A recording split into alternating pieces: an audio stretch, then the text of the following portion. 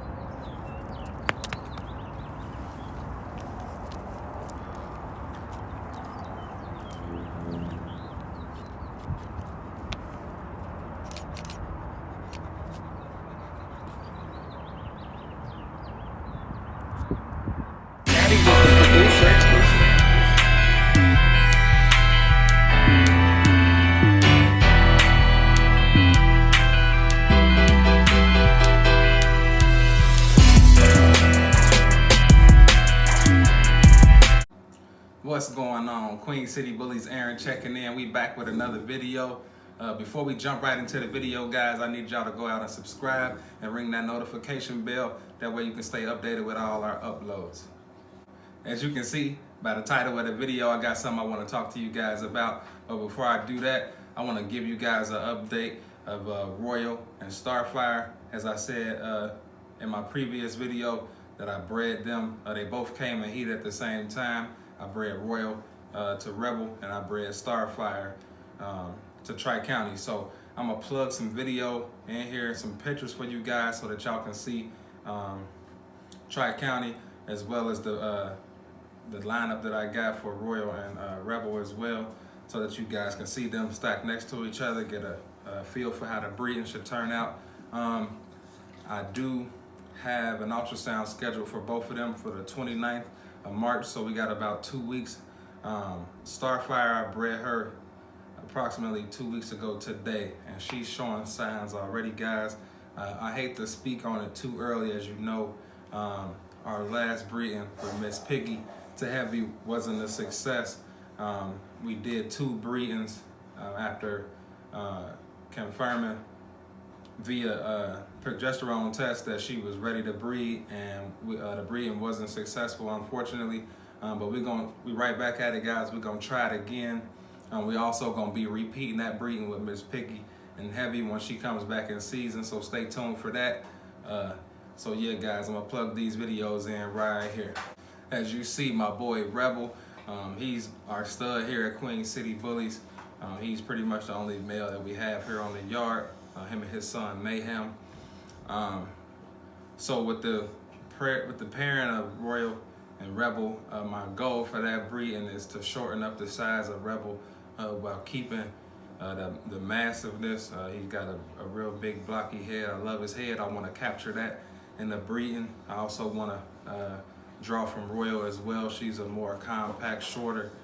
She's a really thick girl. I'm hoping I can get some of that thickness and some of that bone from her, and combine it with the cleanness of Rebel, that color, the pretty eyes, the big head, the muscle tone. Rebel is 5 times Dax, so he's got a lot of short muscle blood in him. So I'm expecting him to bring that to the table. Royal is off of Meatball. Meatball's a Meatloaf son, so that's that double spit blood with a combination of the Miyagi blood on the bottom of that. So I'm expecting that to hit a home run with that Dax blood, that Louis V blood.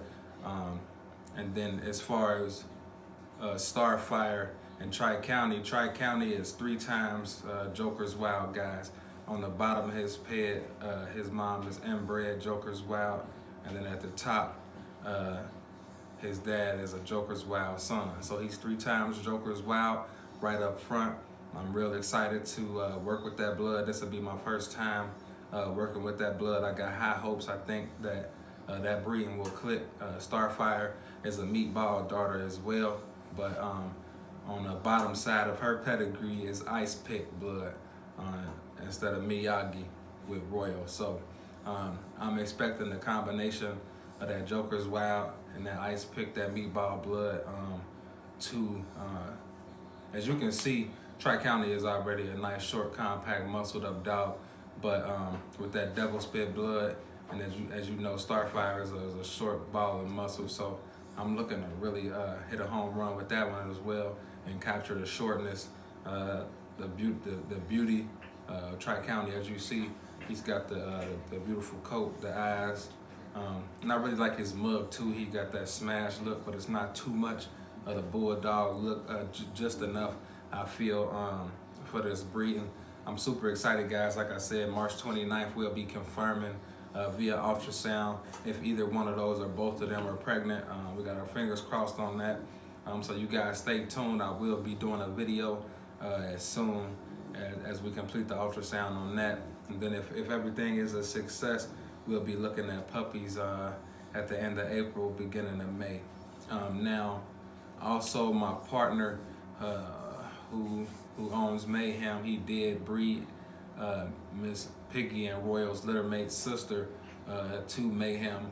She should be having her puppies at the end of this month, at the end of March. So you guys be on the lookout for that too. You guys know I'm gonna plug in some pictures and videos of them as well. As soon as the puppies drop, I'll be able to keep you guys updated on that as well. So if you're interested in any of those 3 breeds, you can hit me up. You can go on the website, queencitybullies.com. If you go on to the puppies section, I kind of got a breakdown of all 3 of those breedings and when we expect those litters to drop.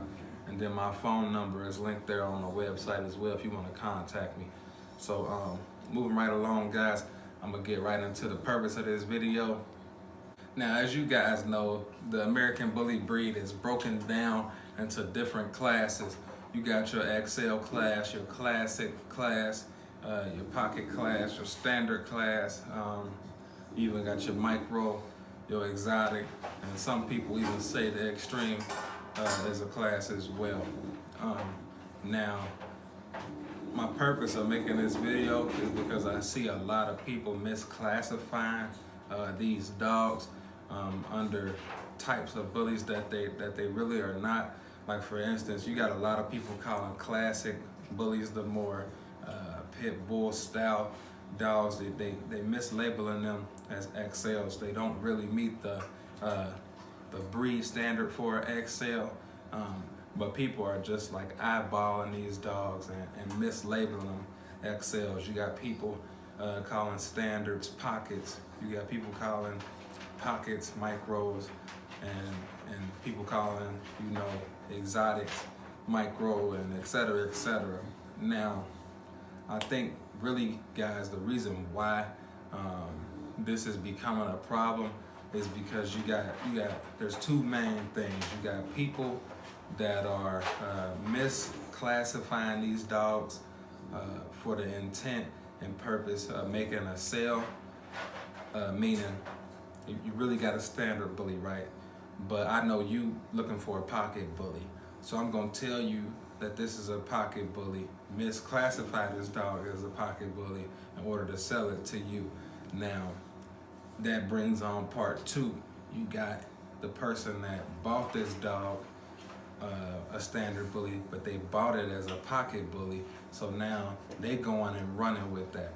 So now when you say, hey man, that's a nice dog, what kind of dog you got? Oh, it's a pocket bully. When in actuality, it's a standard bully. But you were sold this dog as a pocket, so you don't know that it's a pocket bully. And now you going off what you were told. So now you got this guy who sold the dog to this guy and told him it was a pocket bully, and now you got this guy who was misinformed telling the world that he's got a pocket bully when it's really a standard. And I think that's really leading to the misclassification of these breeds, and it's really getting out of hand, guys.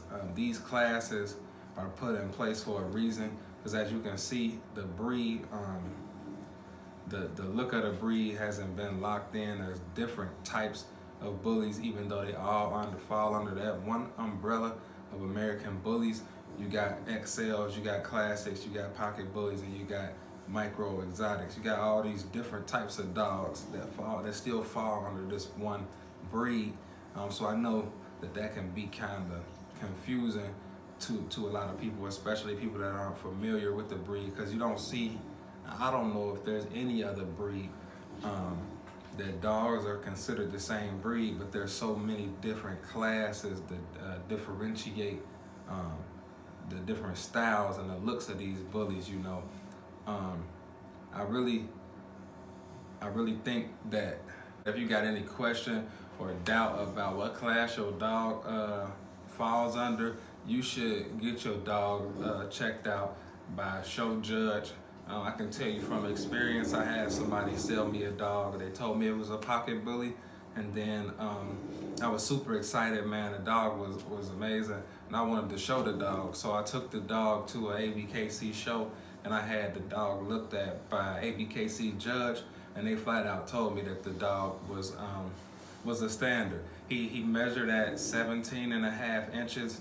When the dog was sold to me, I was told he was about 15.5 inches. So, guys, it can happen whether you believe it or not. I'm not saying that I was lied to. It's very possible that I was misled, because that person was misled. Because like I said, you got people that are misclassifying these dogs for the purpose of selling these dogs, and then you got people that are buying these dogs that are being misclassified, and then they selling puppies from those dogs, misinforming those buyers because they were misinformed. So you essentially got the blind leading the blind. You were told a lie, and so now you're essentially, feeding that information to the next person unintentionally. I'm not saying you knew that you were giving out bad information, but that's the place, that's the cycle that we're going through with this misclassifying the breed. I get people all the time sending me pictures of dogs. Oh, what you think of my pocket, my micro? And the first thing I'm thinking in my head is that dog's not micro. There's nothing micro about that dog.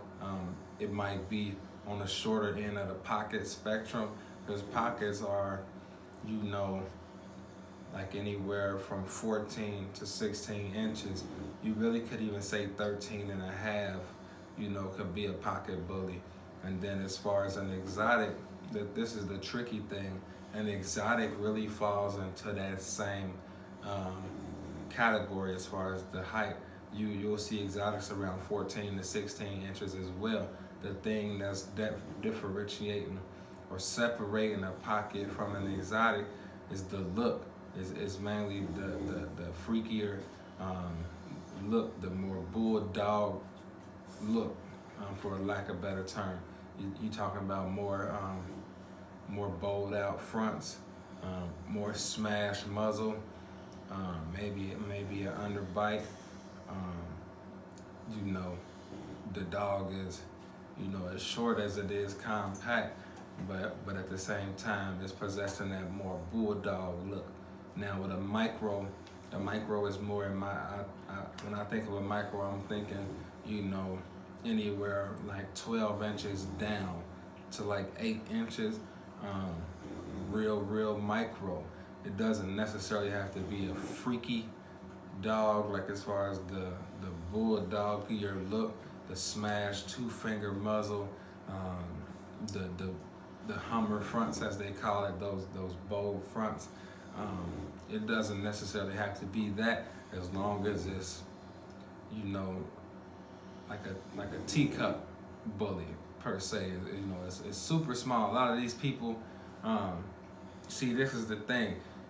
you think you got a pocket bully, and then somebody else who got a standard bully that think they got a pocket bully show up, and then now you're like, maybe I got a micro. She gotta be micro, cause your dog a pocket and my dog, way shorter than that. But when in actuality y'all don't realize that you got a pocket and he got a standard, it's not he's got a pocket and you got a micro. So I mean, I see this all the time, guys. You got people saying they got XL bullies. I think that XLs could possibly be the #1 misclassified class in a bully breed, man. I see people say, oh, my dog XL, and I'm like, bruh, it's nothing XL about that dog, At best, it's a classic, maybe a standard. Because a standard is a big dog as well, you're talking 17 and a half inches, an 80, 90-pound dog. So it's easy to confuse that with an XL. When an XL is more like, 20 plus inches, we talking 100 plus pounds. I mean, when you see an XL, for me anyway, I know right off the bat that it's an XL. It's not something that's gonna be, a question, or it's no in between with the XL, man. And I think a lot of people are misclassifying these dogs.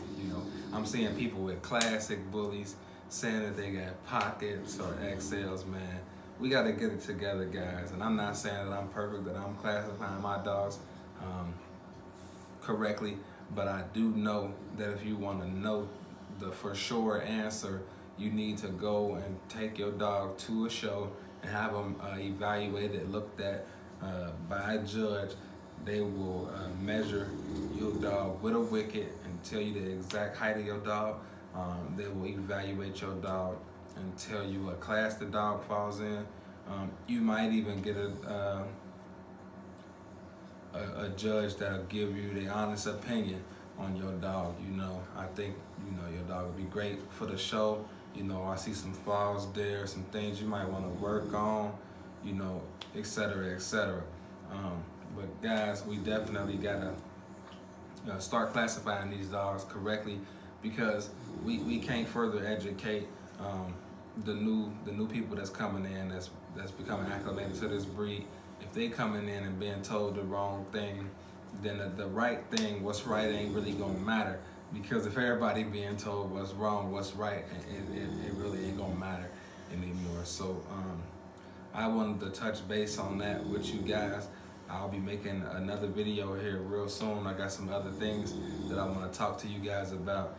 Like I said, I'll be updating you guys in about 2 weeks on that ultrasound with Royal and Starfire. Hopefully we got puppies on the way.